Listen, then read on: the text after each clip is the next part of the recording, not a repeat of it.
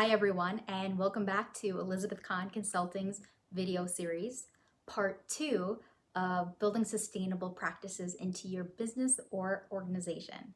So in the first part, I talked a lot about retrofitting CSR practices, which is short for corporate social responsibility, into smaller or medium-sized organizations or businesses. If you would like to check out that, please check out the first video.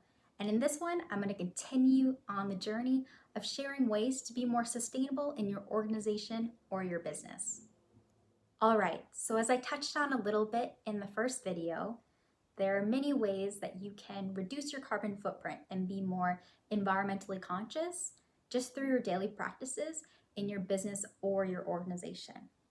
One way is we can think about the COVID-19 pandemic and what it's really done for the business world. Made it go remote, right? A lot of telecommuting. That actually is environmentally conscious in itself. Have some of your business go more online and do more telecommuting. That cuts down on driving to and from with commuting from work and here and back, cuts down the carbon footprint.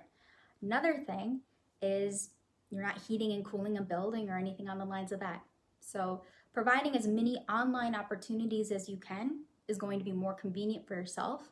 It will lower overhead for your business or your organization.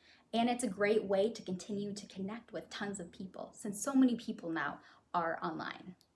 To continue to talk a little bit more about ways that you can add more sustainability into your daily practices, honestly, it just really depends from person to person. So maybe sit down with your team. If it's just you, sit down, grab a pad of paper or your laptop and really think about ways that you can be more sustainable. Write down lists.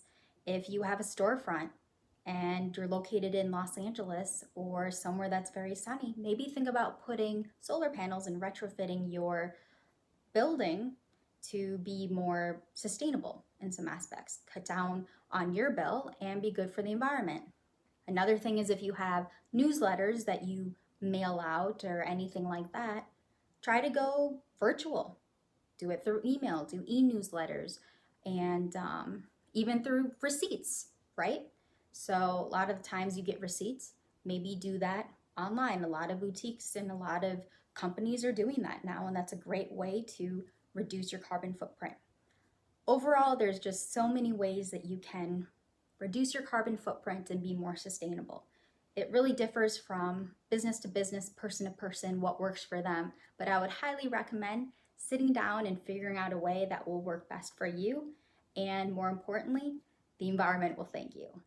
All right, so the last part of the Sustainable Practices series that I'm going to be talking about is actually a component and a service of Elizabeth Kahn Consulting that kind of ties into sustainable practice in itself.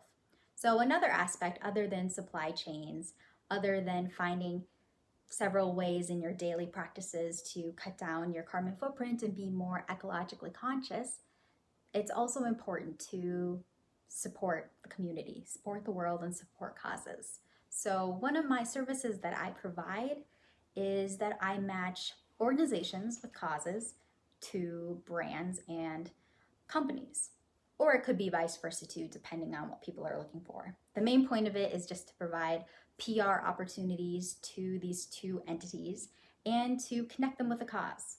So as I talked about before in several videos of me explaining what my services and everything are about, I can just briefly touch on it again, is that the main gist of it is just providing a matchmaking opportunity for a business who's passionate about something and an organization who needs to get their cause out there and get more opportunities and more funding to be able to connect. And that's where I come in.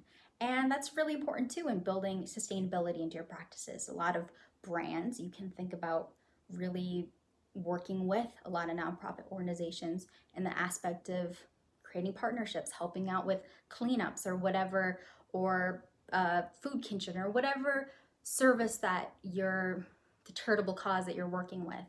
And organizations reach out to brands and see if there are ways that you can get involved to get more out there, because there's so many ways and so many opportunities to really get noticed and And it's just very important. So, on the lines of that, with building sustainable practices into your business, that would be another one. All right, there you have it. Thank you for joining me for building sustainable practices into your business or organization. The next series that I'm going to be sharing is on mental health and wellness, which is going to be tied to my subsidiary, Elizabeth Kahn's mentor program. Yes, the name has changed, as I have shared on social media. It's no longer Shining Light Life Coaching, but Elizabeth Kahn's mentor program. I felt like it was a lot more fitting for what I was trying to do and really made it more a subsidiary to my business, Elizabeth Kahn Consulting.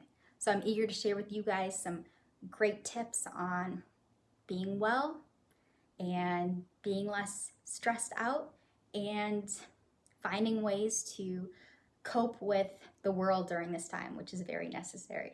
So in the meantime, I hope you guys have a great day and I'll see you soon. Thanks.